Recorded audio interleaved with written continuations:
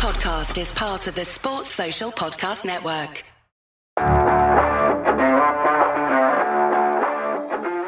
Welcome to the Cardiff Central Podcast.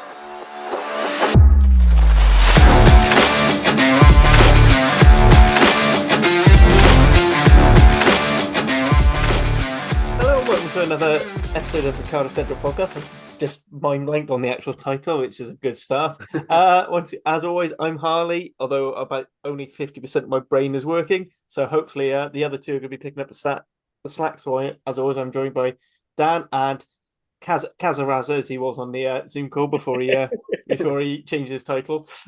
How are we both doing, gents? I have a haircut and have a new identity. That was my plan. I walked into work on Monday, and I think genuinely about 10 people said to me, "The hair looks good." My response to every single one was exactly the same. It was, "No, it doesn't look good. Just the last haircut was a shambolic shit show." So it had such a low bar to beat. I think that's where I sit on hair as well. Managed to get a swear word in the first 5 minutes. That's an achievement for me. Fair play. It's got us demonetized on YouTube straight away. Yeah, all good. Back from living the middle class dream of going to Center Parcs on the weekend. So I am not actually need another holiday after chasing a 1-year-old over there. Yeah, I am not looking forward to Cornwall in a few weeks' time. So as Dan brought up YouTube, we are available on YouTube, Spotify, Apple Podcasts, wherever you want to get them from. Please feel free to share, subscribe, particularly on bigging up our YouTube numbers, because basically any ads that appear in those videos, we get jack shit until we get over 1,000 subscribers. And let's be fair, it costs a lot to keep Carl winning those haircuts. Yeah, and you can see my so-called nice haircut as well. I'm not even convinced it's that nice. This is part of the problem. There we go. That's my new rant this week, isn't it? We'll get on to Carwyn's rant here when we discuss the Sharks game. So before we go into the game, because it depresses me, I think we'll just go through some news. So quick bit. First of all, Cardiff legend Dan Fish has been announced as the new head coach for the Rags. How do we both feel about this? Yeah, it's a great move. Obviously, disappointing that we moved on from Steve Lloyd, done really well. But I think, ultimately the Rags is there as a development tool, and that goes for coaches as much as players. Fishy's done a seriously long sort of apprenticeship. He's been through Cardiff and Vale College, Glamorgan Wanderers, done academy and age grade, been the assistant to the Rags for a couple of years now. So with the new tournament, absolutely the right time to shake it up and get him in there as head coach. And then Josh Turnbull coming in as line out and contact area coach as well. Another one who's done his apprenticeship and takes his first step in the Arms Park coaching rung. And Nick Fish as well as coming in as scrum coach, who no relation, but good for like puns and stuff. But people may not know him, but he's been at Cardiff Met for a good number of years now. I think he's worked quite a lot with their championship side, as well as obviously doing bits and pieces with the Bucks sides. Been in and around the Cardiff age grade setup for a couple of years as well. So really good coaching ticket with Craig Everett staying and Griff still there as director of rugby. I think exciting times for the Rags next season.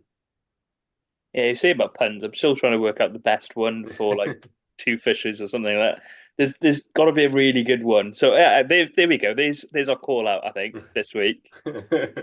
How can we sort that? But it's a call out to fans to come up with a good double fish pun.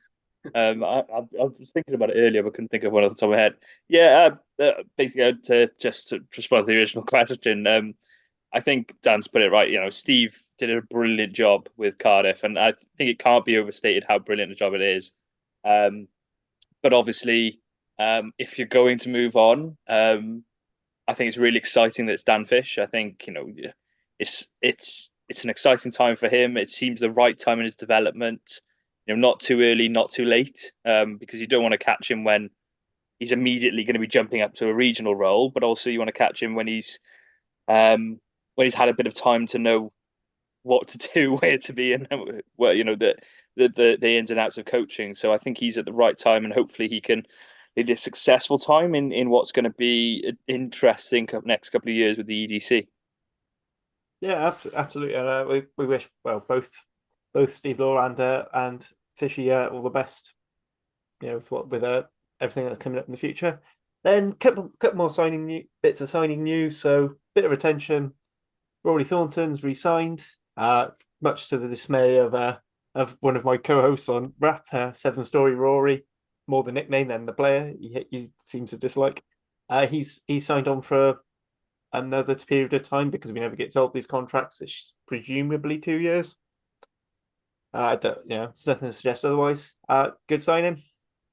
Keeps our second row, close to having a full one. Yeah, like he does a good job, manages the line out well. Sorry, it's going to sound horrible. It's not one that gets. It's not one that's going to make people blow their minds away and get extremely excited. But at the same time, I think whenever he does a job really well. Is consistent, plays consistently well, does a good job in the line out, does a good job around the park. You can't criticize him, and it's good to get someone. I suppose in a way he's almost an inexperienced head compared to the likes of Teddy. I think the realistic situation is I'd like to see another one come in. I still would, especially with Shane leaving. We'll see what happens with Tamani, but I'm not sold that he's staying. So I'd like to see another second row come in, and it's be interesting who that is. So yeah, it's probably 1 second row now as opposed to the 2 that I was assuming, but maybe 2 then. Again, when you think of Turnbull leaving as well. So I don't know if Dan has a particular opinion. Would you like to see 2 second rows come in, or is it 1 and Ben Donald be as that alternate? I think like it's one of those, again, back to the same old sentence of what you'd like and what we can actually do, isn't it? Like ideally, I like Eben. yeah. Ideally, you'd have 2 and you'd have 5 out in that second rows in your squad, and then a couple of utility guys. But probably realistically, I think we're looking at 1, and then the second row stable of Seb, Teddy, Thornton +1 with Donald, and we'll get onto it probably we'll talk about the Lions game, but. I wonder if Alan Lawrence could be a sort of, if he stays, he's played second row at times in his career. I think he played second row in that Misfits team, those Toulouse and Harlequins games. So it does sound familiar. Yeah, I think he moved in there. I don't think he started. That's possibly what it was. But yeah, as an emergency options. He could be another sort of utility guy there as well. So Thornton, I think he's not going to be driving season ticket sales by himself necessarily, but he'll be a relatively affordable option who's probably quite happy not being the starter all the time, and just doing a job when called upon. And if you build, the issue with Thornton is that he's just not physical enough. If generally, like he's not a naturally big and physical second row. But if you build a bit of a second row around, a bit of a pack around him, you've got Ed Byrne now coming in. If Evan Lloyd's looking like a big boy, you've got Maserati there. If you put Seb or a new big second row in next to him, because I think realistically you're probably not going to see Thornton and Teddy together too much. They're quite similar style second rows maybe. Teddy's obviously got a bit more to his game generally, but I think just as a more direct comparison, it's Teddy and Thornton as your kind of line out set piece guys, and then Seb, and hopefully then the other second row comes in is maybe a non-Welsh qualified, bit more of a physical enforcer type guy. Donald's looking quite big. Man's only going to get bigger at 6, Big Mac at 8. It's a big enough pack around him to carry a Thornton then, who obviously is very good line out technician, and he's got a decent set of hands, and if you're not relying on him to be that enforcer. So yeah, solid enough sign in on the assumption that it's probably not taking a huge amount of budget out of what we don't. I don't think we even know the budget yet, but yeah, imagine he's not going to be massively expensive. No, he's 2 caps, isn't it? I know a while ago, so you think it was that 2017 tour as well. So it's you got when you say it's capped international, you do have to look at the context of when the game was. The other thing about him as well, remember Kirby Myhole got a cap, and even he doesn't understand how it happened. Was it Was it the Japan tour that 2017, or is it the No, that Samoa was and Samoa Tonga and and Samoa, where I yeah, think they had to okay. play the Tongan game in. I think that was like a warm up for the Lions test Yeah, it was, or a Yeah. Lions match. It was like on the same field, like an hour or so before, like it finished an hour before the next one started. They played one in the local park, wasn't it? Basically, how muddy it was. It was horrible. is it Yeah, Corey well, Allen I who said, almost yeah, I got can't remember if killed? it was Samoa or Tonga, but one of them they played New Zealand. The other one was in the venue, and it did look like a community park. But just the last thing on Thornton to say is that he did captain Wales under 20s, and talk about Mm. leadership and stuff. I think just generally look, you see bits on social media and stuff the club put out. I think he's quite a well liked and quite respected guy in that group. So having a bit of seniority in there and somebody who adds to the culture off the pitch is as important to a degree as how much you offer on the pitch as well. So no harm in keeping some of the good apples in and around the squad, even if they're not going to be pushing the starting 50. Is he doing coaching or something? Have I seen something along those lines? Yeah, he's coaching Cardiff Uni, so he was Yes, on the that's it. sidelines in the varsity game. Varsity. So That's what I've so seen. yeah, Yeah. James from the Ospreys pod likes to refer to him as losing varsity coach Rory Thornton. I did point out that we won the whole thing, so bugger it. And if you did the aggregate scores between the men and women, then it'd be an interesting scoreline, wouldn't it? It'd be very much a Cardiff win, yes. But yeah, I digress. So the other big signing, we've gone Route One, typical Cardiff signing. We've got a Tarty back, and if I had a little soundboard I could play on Zoom, I'd be playing some sort of klaxon or whatever. So I've not seen a lot of this guy because he played for Newcastle Falcons. Dan, you shared a load of clips of him, so maybe you can discuss a little bit more about the new guy. Yeah, Ewan Stevens is he's coming in from Newcastle. He's grown up in that area, but he's Welsh qualified. Older viewers might remember his dad Colin played for the Scarlets and Wales. I think he was a fly half.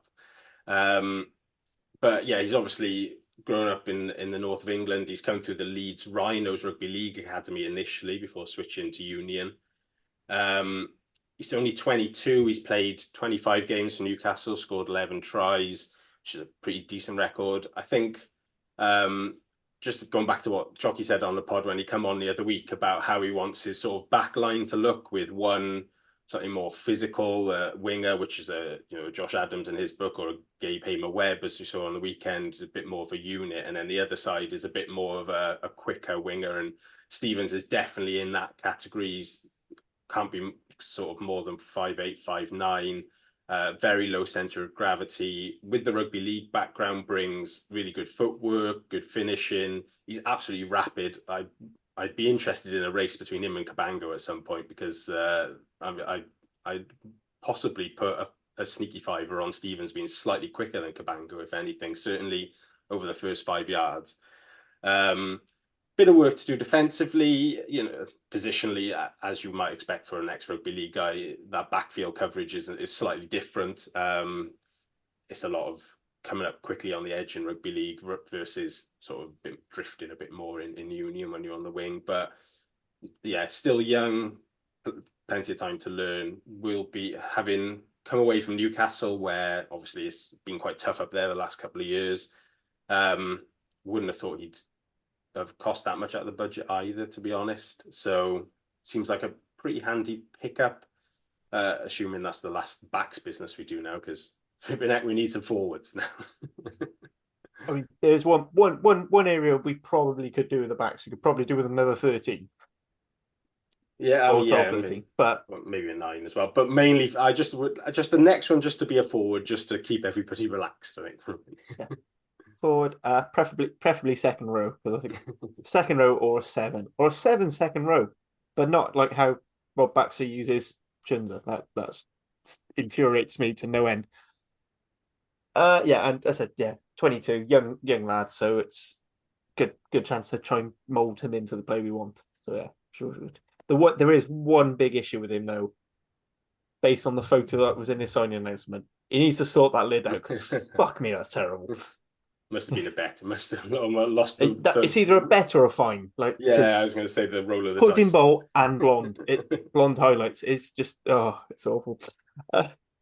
Anyway, so unfortunately, gentlemen, we do have to talk about last weekend. So we lost 34-13 to the Emirates Lions, which on the face of it seems like an absolute hammering, but actually, considering that there were 2 tries both in the last 7 minutes, not as bad. However, I'm sure Carwyn's winding up now, ready for his rant. Just a few of my own thoughts. I've basically said a lot of it on the wrap already, so feel free to listen to that. But basically, our attack just isn't working. If we're going for points, we've actually got to kick them, which is leading us on to Carwyn, as he's getting agitated. So, Carwyn, let loose. Yeah, to be fair, it's nothing probably, especially Welsh-speaking listeners wouldn't have heard on comms, which was Gwyn Jones moaning about why they were going for posts. So I didn't quite get it. It's when you go down to South Africa, you're going to need to score tries. You just know you know that's what's going to have to happen.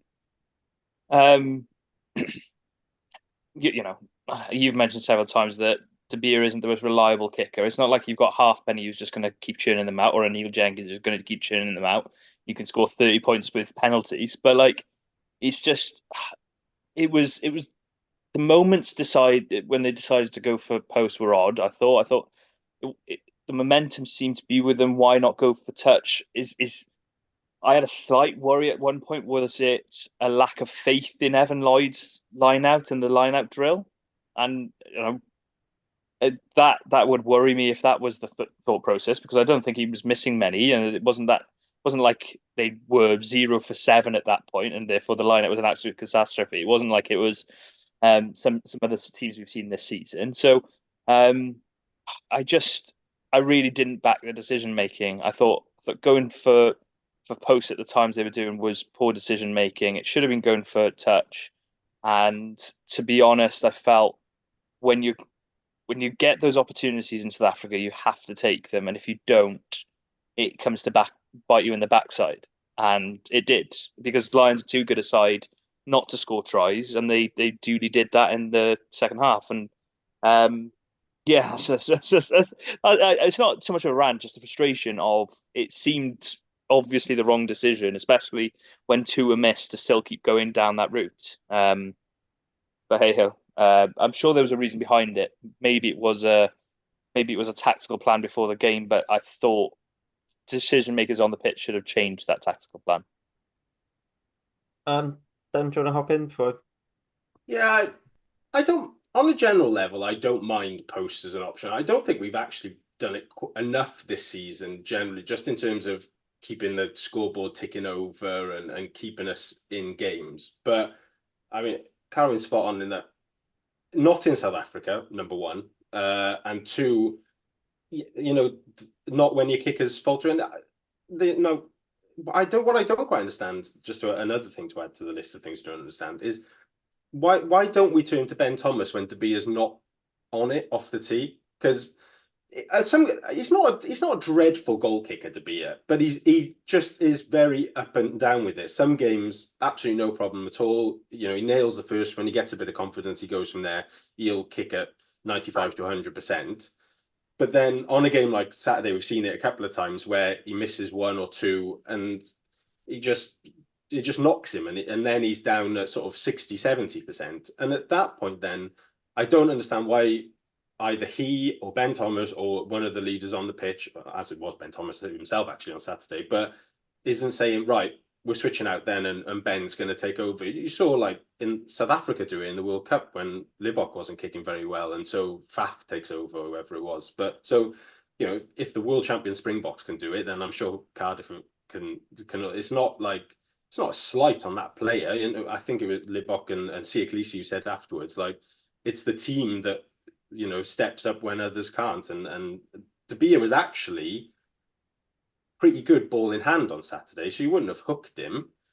Some of his sort of late passing and drawing of defenders was pretty decent, but kicking off tee and kicking out of hand, he wasn't great. I thought he was trying a bit hard, maybe being back in South Africa and close to where he grew up and all that sort of stuff. It's understandable, but yeah, I question the leadership and from the coaching box as well. They can get messages on and just say, we don't have to just stick with guys constantly so we're not hurting their feelings or whatever it is. On a general level, though, Saturday attack again, yeah, it's frustrating with the attack because it's so close but so far at the same time. We're getting in really nice shapes and we're making some really nice half breaks, but we're just not converting that at all and not looking like converting it really. And first half, early on in the first half, Cam Winnett flies through, hits the line really nicely, hits the gap. It's got Bertrand on the inside, but you look back and sort of Grady's just jogging. Hamer Webb's in a position where the ball can't reach him on the right-hand side. Our forwards are quite mobile, but none of them are up there as well. And it's almost like, some teams, when they break, it's just an automatic switch. Everyone flies through, is looking for the support lines, looking how he can get over the try. And Cardiff, I feel like the first thought is, oh great, he's gone through, and that's sort of it. Or simply, right, we'll get as close to him as we can so we don't lose it at the next breakdown. And yeah, it's frustrating. That I think it's probably a bit of a confidence issue, but if we could convert even half of these chances that they're creating, getting into good positions, getting into good shapes, making line breaks into tries, we'd have won comfortably at 3 or 4 more games this season. But because there was a lot of good actually on Saturday. I was frustrated after the game because it felt like after, same as the last few weeks, that we're getting so close and then we're sort of plateauing a little bit. We're not massively improving in some areas, but the scrum went well. I thought we were quite good defensively on Saturday. We only conceded, you can see the one try from a tap penalty and the other one where we sort of gone quick at the end and they've run it back down. We haven't conceded much from phase play. So set pieces going all right. Maul defense was pretty good. Conceded the one try, but on a general level, we did well. And so it's just those little 1%ers. We are so close, but so far. And that I think that's probably going to be the story of the season ultimately. Can I just jump quickly in on a couple of those? Just generally on the second kickers thing on Ben Thomas, I 100% agree. I think I remember Conor Murray taking over from Sexton when Sexton wasn't kicking well. If they can do that, then who else can't? It seems to me that almost generally across the board in Wales, we don't do it as much. You think of Gavin Henson's great moment against England, that doesn't happen unless Steve-O says, I'm not kicking well, you take it. It did seem to be a thing back then, but now it doesn't. Obviously, there is an exception. Beetham did take the kick from 50, but it does seem to be only a long kicker versus one true kicker. And then you say about in general the defense was good, yes, but at the same time switching off at key moments, and some of those tries are too cheap. The tap penalty one is so cheap. Yeah, that's transition stuff though, which I think we are actually quite poor at when we should be really good at it. Yeah, on both ways as well, going forward as well. But yeah, I think Gethin will have murdered a few people, assuming he's gone to South Africa. I think he will have I think Jockey said in the press today they didn't train on Monday because I assume Gethin was just waterboarding people in the hotel pool or something. or as someone said, what was it? Gareth said about Mark Jones giving them a right tune in, which I thought was very, very very 70s farmer language for Alex Cuthbert. But yeah, I think I do agree the defense scrum went well, but it's that defense went well, and it's the but you can't switch off. You can't switch off for 10 minutes, and that's the case for all the regions. I'm not just saying, this isn't the Cardiff issue. You look at Dragons on the weekend, you look at Ospreys on the weekend, you look at Scarlets on the weekend, or most weekends, and they switch off for 10 minutes and concede 2 or 3 tries. Now, if you're a Leinster and possibly don't have as good 10 minutes, you might concede 1 try. That's partly the difference, but also the difference is they don't have as many 10 minutes where they switch off. They don't do it 5, 6, 7, 8, 9, 10 times a season. And to be honest, I thought, the Horn try is just it is a poor one. It's really good identification of space from a Lions perspective. I will say that, but it's really poor to switch off to that extent. And then a couple of the others, I thought the Maul was a little bit soft. I thought, but there were positives, and I think that is the important thing to get onto is the positives. And some of the attack was lovely. Cam, I thought, looked brilliant in attack. I'm If I trying to was shape. if I was a South African team, I'd be looking to sign him because he is made for that hard, fast Oh, track yeah. down there. Like, he looked like when was it Clayton Blumenkies? I can't remember when he Yeah, was yeah, superb Blumenkies. for the Cheetahs that year. He just going to Yeah, look like him again. yeah, exactly. I completely agree. He looks born to it. Born. I was going to say born to be wild, and as I was sort of Oh, he backtracked could away have from it, and now I've gone full into it. dancing in the arms back. Yeah. And then I thought Hamer Webb was it's so good to see him back. I really do like him. I think and from a brief chat with him, he seems like a really decent bloke. But as a rugby player, I do really like him. He just seems like a very natural replacement for Summerhill. But also on top of that, I think he's got a bit more size about him, and a bit more. You saw with that break that he made on the shoulder. I think he does seem to be smart the lines he's running. I don't know if that's him or if it's people telling him where to be, but he's doing the right job. And yeah, fair play. I thought it was a really good showing from him as well. Although, granted, then I have said before that that was a poor try we conceded to probably the backfield, and maybe he should have been there. But hey ho, He's um, considering. I think it was early Jan. He played that one-off game for Saints, and yeah, he is in unbelievable nick. I mean, that's sort of 3.5 months odd without playing. And I don't know if either of you do follow him on Instagram, or if anyone listening, watching does. I think he's involved in some sort of like fitness club in Bath. And I mean, he posts some of this stuff like working out and running 5Ks and stuff. I'm borderline blocking him. He is, he's just disgustingly in good shape. But yeah, he was really good. I thought Ben Thomas went well at 12. That he carried quite well as well. I liked Alan Lawrence off the bench, mentioned earlier, superb, but superb. yeah, coming. I imagine it was a predetermined one to swap him and Mac. At I'm not 8. I'm not 100% sure because Mac was carrying something, wasn't he? Oh, is he okay? First half there was I don't know if it was sorted out, but certainly first half he was it seemed to be a calf. Something was Okay. going on a little bit. But he comes on, and considering he hasn't played a huge amount either, to be fair, and he's been unsure about his contract at times because this season, because we've sort of rolled him on, I think, rather than just sign him up for the rest of the year. Yeah, he picked some beautiful lines, and he was good the first time he came to the club, to be fair. And I was disappointed he didn't get more attacked by a cat. He's disappointed he didn't get more game time the first time, but I would certainly consider keeping him beyond this summer if there's a little bit of budget there, because I again assume he's not commanding a huge fee necessarily, and as a 4-6-8 option where Faletau's toward the end of his career and Mac's going to be in and around the Wales squad, and so is Man. I think we could certainly do worse than picking him up as a squad player. Oh, I thought he was superb on the weekend. Absolutely superb. Couldn't fault him. And then yeah, you said about Ben Thomas. For me, he's got to be on the plane this summer. Yeah. I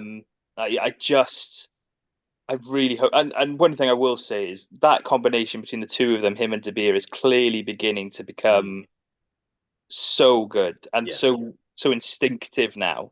And that has truly paid dividends from Jockey playing them week in, week out together and saying, right, you're my 10, you're my first choice 12, you two are playing together, and come what may, I'm going to keep picking you and see how it goes. And yeah, De Beer didn't have his greatest game on the weekend, but I thought Thomas was superb. And I really do hope he gets a shot this summer to show what he can do, because I think yes, Wales the one obvious issue is Wales do need gain line, so that if you play him at 12, you'll need to find gain lines from somewhere else, perhaps to some extent. Although I think he's really drastically improved his ball carrying, but I think he's been so good this summer. He certainly deserves to. This season, he certainly deserves to travel this summer, and I really hope he does. Also, a 10 option. Another person I thought was actually pretty good off the bench was Ellis Bevan. I thought he pretty good when he came on. Things seemed to neaten up So Gonzalo Bertrand went off at half time with what turned out to be a fractured face. No idea how it happens. Apparently, there was an alleged swinging arm that was missed. Kelso Breeze, a Welsh side, go somewhere and a serious thing of foul play is missed. I'm sick of that discussion. I'm not going to bother going into it. One last little bit of news, which thank Dan reminded me. WhatsApp. Kieran Parker also announced his retirement, which probably a bit unfortunate for the guy. You know, it's a card of red card, massive injury. Finally comes back, has a couple of games where he's all right, and then goes. Announced his retirement. I think he's been around the blocks for quite a while. He's 28 though, still quite young, especially in prop terms. Yeah, well, all the announcements said that he's going into something else in the future, which suggests to me that perhaps he's looked at the money, looked at the opportunities, and gone, well, there's something better here, or he's got something that he's really passionate about and wants to give that a go. Either way, I really wish him all the best. I do really feel for the bloke, because to come down, have that moment against Benetton, which was, so. Pardon? It was just thick. He got it drastically wrong, yes, but I feel so sorry for him that then he didn't get a look in for so long afterwards. I do really sympathise with the guy, to be honest. He's got, you talk about making mistakes and things like that. He's made one mistake, and through a mix of that and injury, then basically barely played for a whole season when he might have been hoping to resurrect his career, or may have been hoping to do something different. Whatever it was, it hasn't worked, and I do wish him all the best for the future. And it's not just because I feel partly responsible for putting that clip on social media, but of him making the high tackle. But it was my job. But yeah, I do wish him all the best, because I know it was probably a rough time for him after that as well. Yeah, absolutely. Anything you want to add to that, Dan? No, it seems like a nice bloke. Seems like he's got something set up. I think he's some kind of financial services degree behind him, and he's going into a job there. First child on the way. Yeah, cheers and good luck. Yeah, absolutely all the best, Kieran. Moving on to sort of the preview section. So we are heading to Durban to face the Sharks. After last weekend, have slipped just ahead of us on the table. We're both on 25 points, but they're ahead by virtue of having more wins. Now, the optimist in me says we have yet to lose the Sharks in the URC. Is that However, true? Have we played them at home? Yeah, we played them at home first year, and then we played them away second year. Did we beat them? And we won both. Yeah, we beat them at home. Oh, no, I don't remember. It was the week after. It was the week after they dropped goal the heck out of the Ospreys from the goal line dropout. Okay. Yeah. And we Doing Bosch, wasn't it? Yeah, Kieran Bosch had drop called them out. We beat them then the following weekend because we played Balls the week before, and Bismarck Duplessis basically just destroyed half of our pack after coming on when we were in the lead with 10, 15 to go. And we basically I think it was a fairly similar score to the game this year. But I digress. Anyway, so how do we think this game's going to go? Depends what team the Sharks turn up with to a degree. They went pretty fully loaded against Benetton. Picked up a couple of injuries, I think, as well. Did Etterbeck go off injured? I think I read. They obviously play us on Saturday and then go straight into playing Gloucester in the Challenge Cup final on the following Friday in London. The assumption, therefore, is that they go very changed and turn up with a sort of second 15. I mean, we're equally capable of losing to their second 15 as much as their first 15, but they've been poor this season, the Sharks, and obviously they shouldn't be, because that big bold bloke is pumping loads of money into them, and they've got a lot of Springboks and a lot of depth in their squad, but something's not clicking with the coaching or the style of play they're trying to go for. It is vastly different. Obviously, they've got a lot of Springboks, but then they play quite an expansive style of play, whereas we're used to the Springboks being very direct and in your face and physical about their play. I've seen them a couple of times. Obviously, they played the Ospreys and Twickenham, and they came down to, I say down, obviously I'm in Llanelli, so it's only over there. They played the Parc Scarlets with their full team a couple of weeks ago. And they scored some nice tries, but they're frail defensively. They not great in the air. In the sort of when the game gets unstructured, they very poor at sort of regaining their structure. They're there to be turned over on the ground, which obviously we quite enjoy doing. Seen it. Yeah. So we can get at them, and I hope the players. They obviously, it's the end of the season. We've used pretty much all of the same players all year, so there's going to be some tiredness there. We haven't got the squad to rotate, but I'd love it if they've just enjoyed a couple of days in Durban. It's, from a couple of the shots of the players posted on Instagram, they're staying in a really nice spot down on the beach there. It's back at sea level. Weather looks great. If they can just sort of rejuvenate themselves for one huge 80. They're a team we can get at, and they're a team we can beat. I think we've just got to back ourselves in the key moments to execute. If we can win more of those little moments than we lose, then I'd fancy us to get a statement win here. But the concern is that it goes the way of some other games this season, where just in those key moments we're a yard or two off on a kick or on a pass doesn't quite go to hand, and then we're struggling again. But this is one that I think they will have circled in the calendar a little bit, especially once the Sharks got to the final of the Challenge Cup and said, yeah, I fancy we could get something out of this. Go on. Yeah, I tend to agree. I think it's the obvious thing to say in the back of that is there's only been one side this season to win away out of Wales. This is only one Welsh side to win outside of Wales this season. So it's difficult. It's going to be extremely difficult.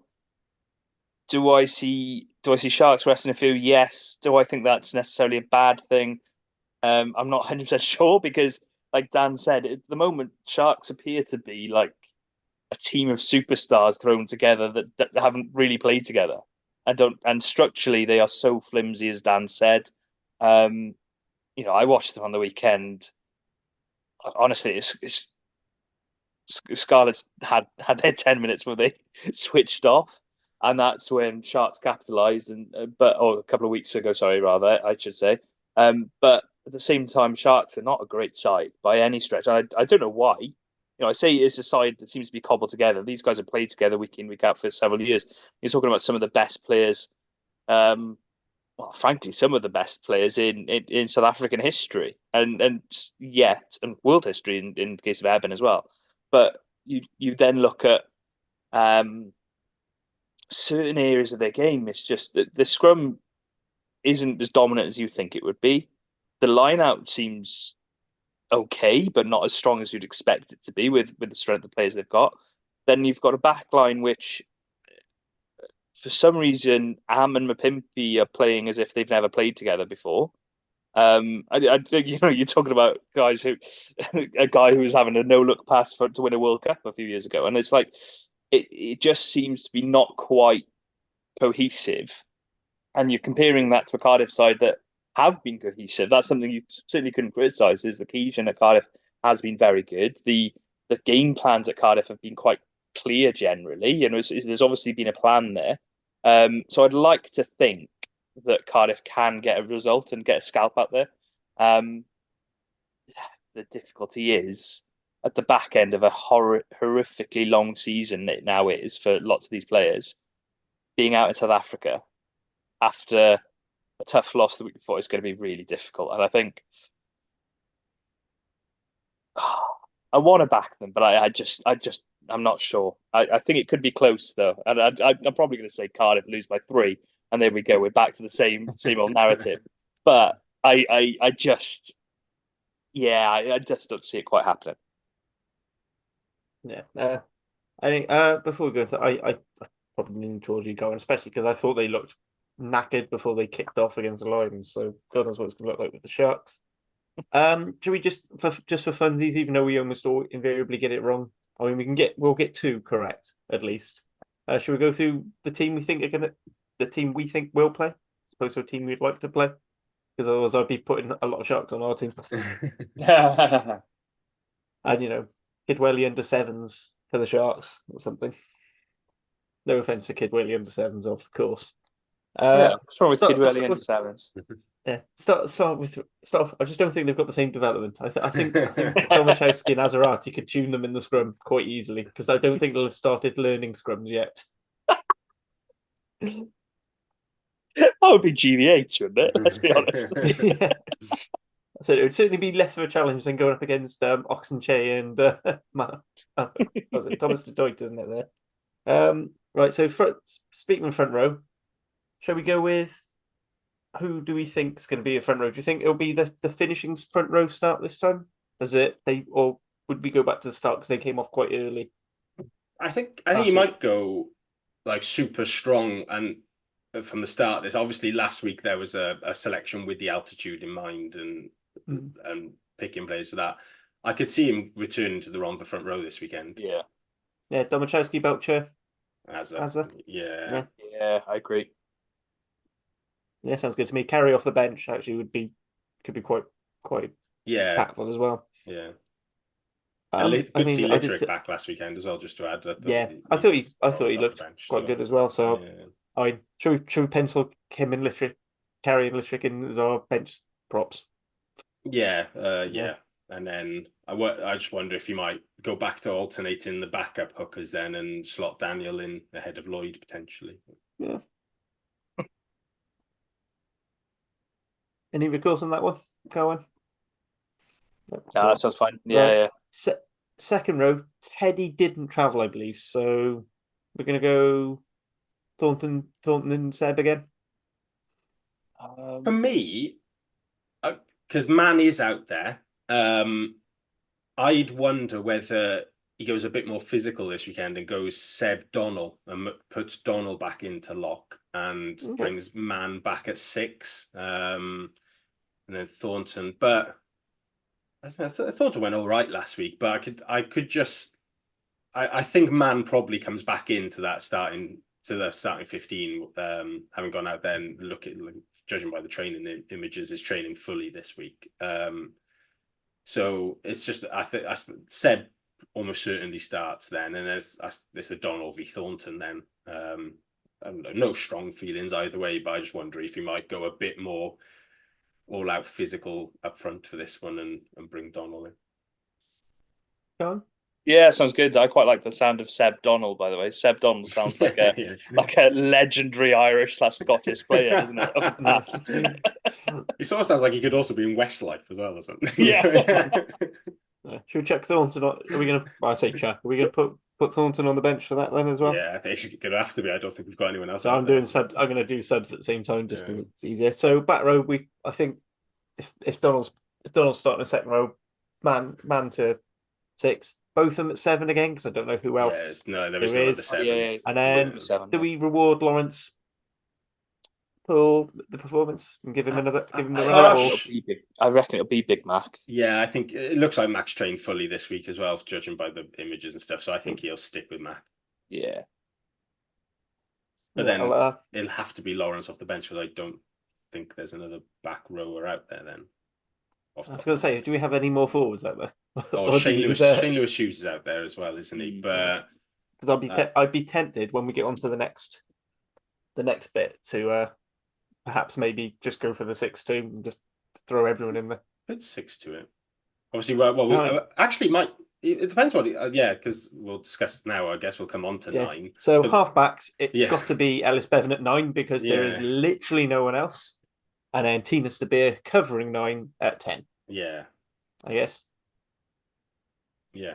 Yeah. Anyone else for that? It's going to have to be. Yeah. I'm surprised they haven't looked at dipping into a local South African team to pick up a 9, but I suppose maybe Jockey's thinking I wouldn't use him unless something happens to Bevan anyway, so there's no point just chucking somebody on the bench who I'm definitely not going to use. But yeah, so I think it's going to be an 80 for Bevan. I suppose, and we've got 2 weeks before Judgment Day to rest up as well, so that's... Yeah. when I think of it. Yeah, so to be that. So centres, we're going to go same again. Thomas and Grady. I know Lilo and Halahola are with us, but I don't see it. Just on a general thing, I would like to see us use Grady a little differently. I don't think we've quite seen the best of him in an attacking sense since he's moved into 13. No. I think he's actually he's sort of surprised in that defensively he's been pretty good. Like he hasn't made any major errors, and that was the big question mark over moving him into 13. But then we've lost some of his where he was on the wing and he had that free roaming ability. He was popping up and making real progress. And in 13, he's a little bit more structured and tight, and we're sort of half using him as a dummy guy and half using him short, and it's just not quite working either way. So, but yeah, I still start him at 12 and 13, but I'd just like us to switch up slightly how we're using him. Definitely try and get him on some more outside arcing runs rather than keep bringing him short all the time. Yeah, I feel like it's a bit easier to defend him at 13. I think so. I mean, someone was quite harshly did suggest that he's been anonymous since he's come back to 13, but I don't think it's true because I think defense he's been doing quite well. But yeah, I think when you're a winger, you can pop up. You can sort of move around, whereas I feel like with the outside centre, they tend to keep him. Maybe we need someone. Maybe we need another wing/13 type, because obviously we used it the other way with Ray Lilo popping up on the wing, and then the blindside winger would come into the line. Maybe we need something like that, which allows Grady to roam a little bit more. But Josh could do that, couldn't he? Let's be honest about it. Yeah. As long as he doesn't have to defend 13. I knew you'd get it in.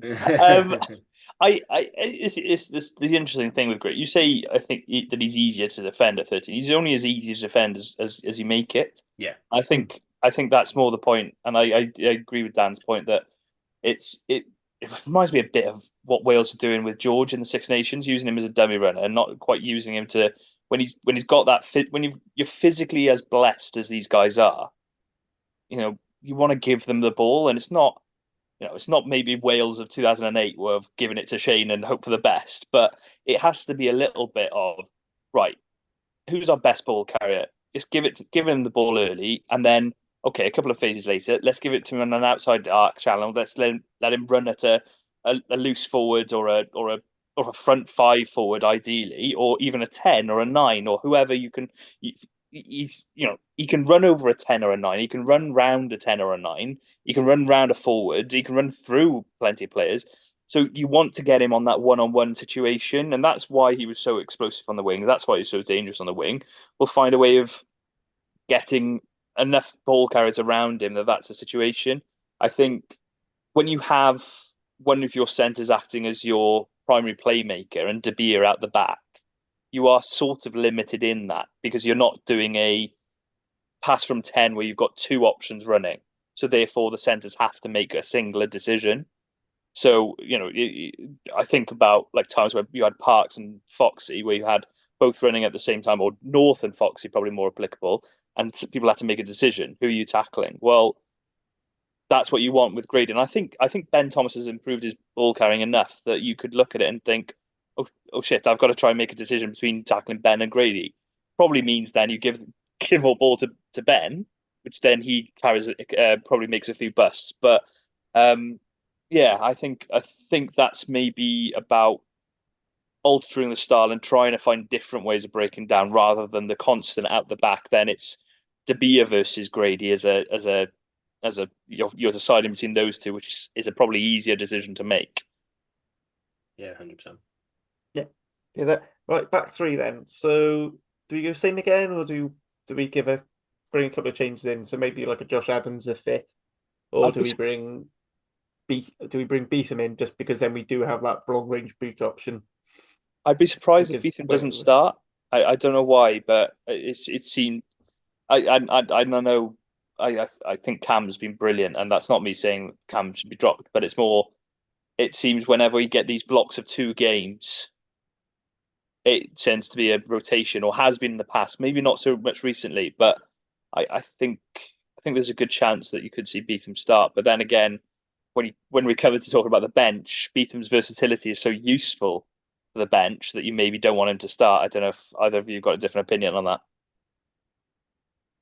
Yeah, I would start Winnett personally. If I was picking the team, I don't think he's droppable really at the moment, Yeah. essentially form wise. But yeah, certainly in terms of how the season plays out and keeping players sort of fresh and managing workloads. Yeah, if Beetham was there, I wouldn't be surprised necessarily. I think probably the more likely back three change is that Adams does come back in. I think he had a groin question mark last weekend, but he seems to be training fully this week and put something up on Instagram saying he was enjoying being back with the boys properly or something. So the question then perhaps of who he comes in for, because although in Jockey's ideal team, it's probably a straight swap for Hamer Webb, Cabango has played quite a lot and is obviously returning from injury. So there's a workload management aspect for him. And then sort of going back to what we said about getting Grady in the game and stuff, having two slightly bigger wingers who can maraud in field and make a bit of space for Grady might be the answer to his attacking restrictions as well. So I personally always like Adams off the left wing as well, a bit more. I just think he's slightly more natural. Like, what we saw from Cabango last week is that he dug himself out of some gaps and got some half breaks, but you do have to have a slightly more physical edge in South Africa because that on that left hand side you're going to go up against Werner Kok, who is, well, I mean, he's just mad. He's rapid and he's physical and he's work rate. He's just a very quick flanker. Yeah, you're not going to get the ball to Cabango in a yard, and he's not going to be able to go around the outside of Werner Kok. It's just not happening. So you bring Adams in there on that left wing, who's a bit more wily in the way that Werner Kok sort of is, and has a bit more of a sort of tactical experience head battle with him. That could be something they consider. But I think ultimately, probably the highest percentage back three in terms of what Jockey's going to pick, I would say, is Adams, Winnett, Cabango, because I think that's probably our first choice back three when everyone's fit at the moment. Yeah, I'd be tempted to agree with that. Yeah, any recourse for that? Yeah, so Cabango. I agree with that. I'd like to see Adams versus Kok, though. I do agree with that. In short, when you say about Kok being like he's a sevens player, and and like I was having a discussion with Lloyd Evans, former Wales sevens player, about this, and now head of PDC Swansea. And you when you watch sevens players, they have such distinctive traits, particularly breakdown. Like honestly, the Darcy Graham, Villiers, Tipperick, Jasmine Joyce from the women's game. Jasmine Joyce, that's the example he used was Jasmine Joyce as well. They just have the exact same attitude in a breakdown, which is, I'm going to beat you one-on-one. And it's that one-on-one mentality of immediately getting around, getting up, getting in, and beating the opponent in the breakdown. And Kok is boom or bust, though. I will say that as well. Some games I've seen him be terrible, like borderline. Borderline. What was the club again? Harley. Which one's getting the harsh criticism? I can't even remember. It was just an under sevens team. Yeah, just pick any random Welsh name and under sevens. Werner Kok's playing for Kidwelly under sevens on the week. Yeah, Kidwelly under sevens. I'm looking Ponta Tower under sevens anyway. But yeah, he's borderline that. But other weeks he's honestly looking like the next big thing in South Africa. But so I do agree he's one you can get at, and particularly in the aerial battle. Weirdly, he's not good going backwards at all. I think that's how we've exploited in previous games, is basically just bombing over the head. And I think it might have been Adams we sent in after it, but could have also been like a Mason Grady or a Cabango. It would have been Adams, wouldn't it? Because he was wearing a lot of 11 last season and the season before. Yeah, because we had a fully fit Owen Lane that playing 14 a lot. Yeah. So yeah, I think that's fair enough. Getting to the bench, so we've got 3 jerseys left to fill. We don't have a 9 cover, which is usually your traditional 21-22. I think we all agree Beetham's probably on the bench. Being able to cover, in theory, being able to cover 15, 10, and 12, depending on how you're feeling. I wonder if he goes 6-2 with Lewis Hughes and Lawrence, and then Clark and Beetham as your outside backs. Then potentially. I do think we need an extra. We don't really have another 13. I know, because I know we say about Adams, but and I feel like Adams can cover fullback. So you got Beetham is covering 12. Although and if you need a second one, you could put Hamer Webb on there on the bench as well, and go for 3 backs, and then go for a 5-3, and Webb's just sort of because Hamer Webb has played 15 a bit in New Zealand last summer. So yeah, I don't know what he does with that, to be honest, because it is a risk going 6-2, especially it's towards the end of the season. Injury risk is higher, fatigue risk is higher. We're already struggling for backs, so if you end up like proper 2 injuries down, I mean, we could be in all sorts of trouble after sort of 50 minutes if a couple of guys go down. But yeah, to just name 3 outside backs would be random on the bench as well. So I don't know what the smart play is there. Who's your first port of call if you're okay? You've had 3 backs injuries. Who you calling in the forwards and going, right, you need to play back? Because normally you'd say 7, right? Everyone would go, autopilot 7, put your 7 there. For Thomas Young, great, but somehow Jim Botham. Man probably would be ahead of Botham in my slot to the backs. I would have gone Seb. Give Seb some time at centre. You get game line. Yeah, I think Man is probably a decent enough sort of footballer and reader of the game that he could slot in at the centre if you really needed him to. Like you could play him at 12 or something. I reckon Evan Lloyd personally. Lloyd, if you. And he's still fairly recent his conversion to front row as well. So yeah, that would be my port of call. But Seb, it'd be interesting to see if Seb would do it actually.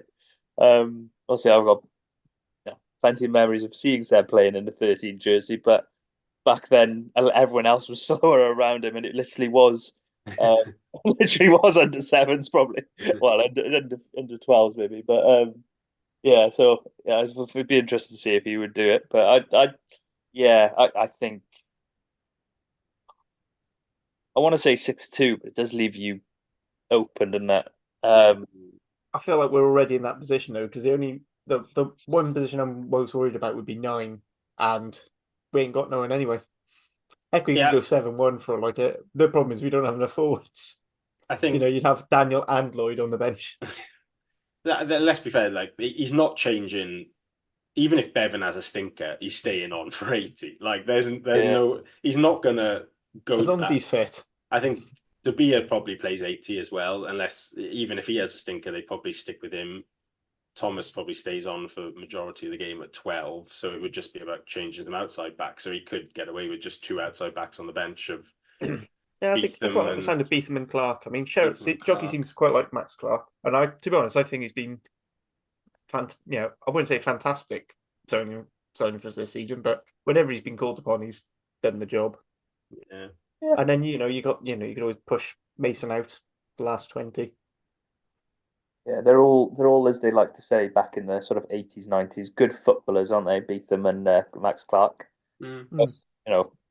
So yeah, I can imagine they could fill in most positions. I wouldn't like to see Beetham at 9, but also I think Tinas is the 9 cover. Yeah.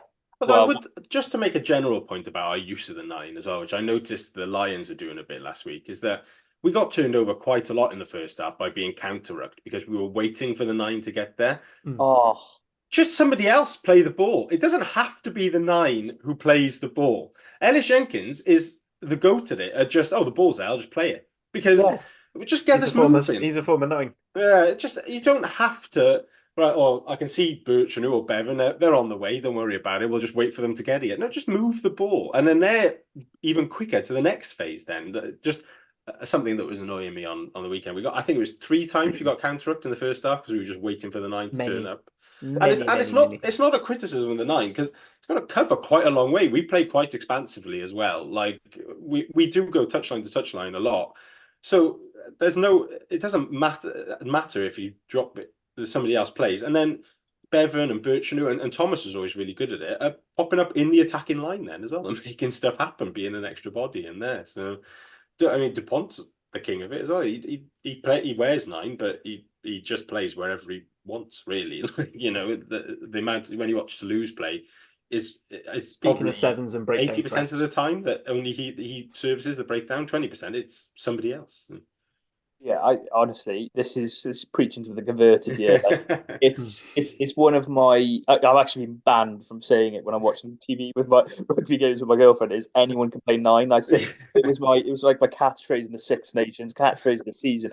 I just seem to be saying it all the time, and I'm so frustrated with saying it. You've teed me off for another rant, basically. But it, like you mentioned all this, but Martin Williams is another one that jumps to mind. I think of players. You know, I am one of Wales's key moments, winning Grand Slam. Ken Owens picks up the ball from a scrum and chucks it. Like, anyone can play 9. Anyone can deliver a pass from a ruck. Like, or bar Bergamasco. But the important thing. Sorry, I just don't understand when the ball is there, you're there, your 9's not. Just react to it. It's that idea of the most frustrating one I've seen is people make a line break and then suddenly it's like you're the third man in. I'm not going to pick up the ball. I'm just going to go into the ruck, and you're like, lean. Yeah. Why? Just your scrum half standing there is waiting, is running over. It's taking a while. I remember 05. You know, the amount of times you'd see Stephen Jones step in at 9 and Dwayne Peel be at 10 because he was just closer to the ruck. So therefore, that's the speed. That's the way we get speed of ball, and that's the way you get on the outside. Honestly, yeah, massive pet peeve of mine. And I think if that could be a message sent to everyone, and like genuinely, we talk about under 7s rugby. That should be an under 7s rugby of you play touch, you play tag, you play league. Anyone can play dummy half. Anyone can play scrum half. But yeah, anyway. Thank you. The no 9 call. The no 9 call is there to say someone else pick it up, not wait for the 9. It does remind me of one of the Wales games during Pivac's reign. I can't remember who the opposition was, but we had Rhys Webb on at 9, and Jonah Holmes ended up coming in off his wing and then ended up servicing about 3 or 4 rucks because it was taking Rhys Webb forever to get from one side of the pitch to the other. Yeah, and, it's like it does have, yeah. But the point is, it's still and typically it's your wing. I know Steph Evans would do it a lot, but in his pomp for Scarlets. Leinster are brilliant at it. It's next, bang, first person jumps off their feet, second person jumps off their feet, third person passes the ball. I think so. I think for the team, I'm gonna make a decision. I'm gonna say we're gonna go 6-2. And we're gonna have Shane Hughes and Aaron Lawrence, and then at least it's probably not the ideal second row partnership. But if we need to, we can change the whole second row, which is something I'm a big fan of when in big physical games. Okay. I hate the bringing a 6 into second row when you're being battered up front and not having an extra second row in. Anyway, so Razzie over there. Said Harley struck Razzie over there. Damn right. Replace your tight 5. Back rows can go 80. If I can do it, they can do it. A very shit 6. Speaking there. So we've got going in proper order: 15 to 9, 1 to 8.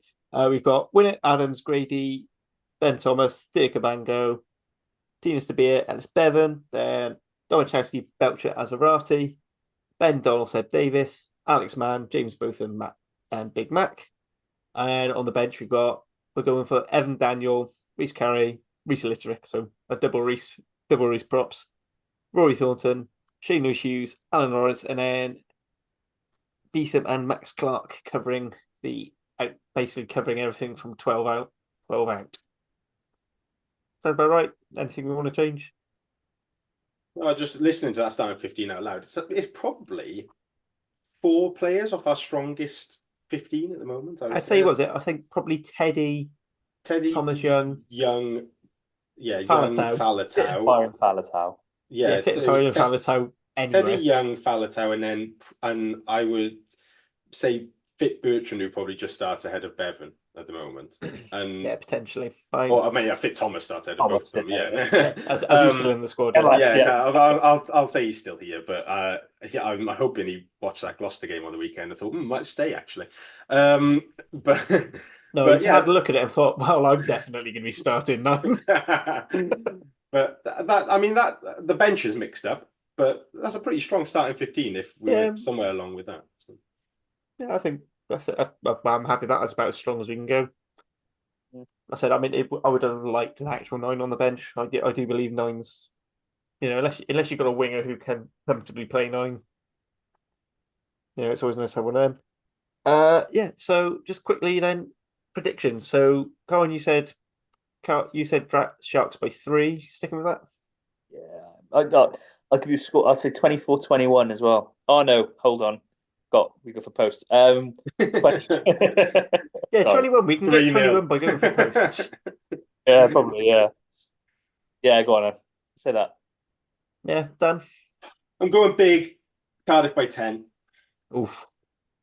To be fair, that is an improvement for the Sharks. It's an improvement for the Sharks on last season. That's true. I'm not doing a score prediction, but I'm giving it an exact scenario where Cardiff are leading by 3, and then the Sharks pressing, and then Mason Grady interception under the post, sort of Nigel Walker-esque, goes the full length of the pitch, scores, conversion, first class for everybody on the way home. Oh, do you know what? I think we're going to have to start doing a prediction league similar to what we do on the wrap. Just because I think some of these would be great. I'll be bottom. I'll be bottom by miles. Honestly. Very pessimistically on wrap. I just checked mine. I've gone for Sharks by 12. Boom. Hey, I've got a league to win. Someone representing Cardiff should win something this season. What is the worst prediction this season? Because I know what mine is. My prediction was Scarlets to beat Glasgow. Saying that one backfired. What the 350 at the end? So that was my worst. I know it was great. It was great. I've only just recovered from it. That's I've been comfortably leading all season. It's great. That's it. Right, that's enough of blowing my own trumpet now. So good luck to Cardiff against the Sharks. And unless there's anything else people want to discuss. Better not discuss what I'm laughing about, so let's move on. Can't be as bad as we're discussing about me breaking down laughing about Martin and his wife's interactions with the milkman last week. For that, you need to listen to last week's wrap. And with that, thank you very much, Carwyn and Dan, for joining me as ever. Cheers. Thank you all for putting up and listening to us all. Good night.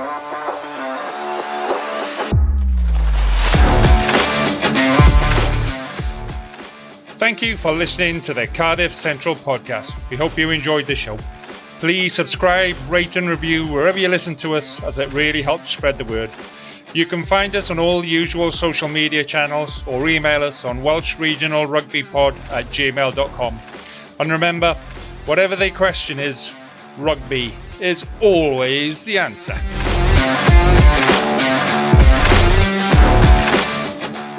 Sports Social Podcast Network.